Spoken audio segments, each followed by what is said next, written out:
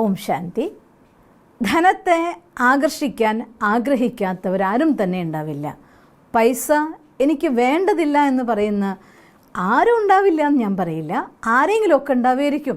എന്നാലും അവനവൻ ആഹാരം കഴിക്കണമെങ്കിലോ നമ്മുടെ നിത്യവൃത്തിയുള്ള കാര്യങ്ങൾ ചെയ്യണമെങ്കിലോ താമസിക്കണമെങ്കിലോ എന്തായാലും പൈസ അനിവാര്യമായിട്ടൊരു ഘടകമാണ്.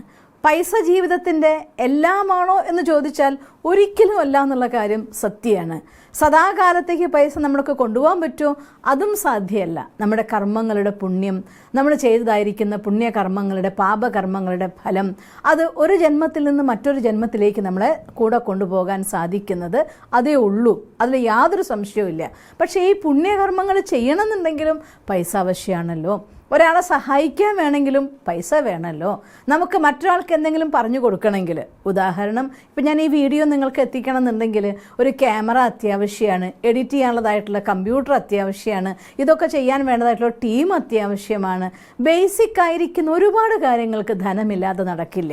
അതുകൊണ്ട് ധനം ഒരു അനാവശ്യമായിരിക്കുന്ന ഘടകമല്ല. ധനം നമുക്ക് സുഖം തരാനുള്ളതാണ്. ധനം മായയല്ല. പക്ഷേ ധനം മാത്രമാണ് സർവസ്വം എന്ന് വിചാരിച്ചാൽ അതാണ് ലോകത്തിലെ ഏറ്റവും വലിയ മായ.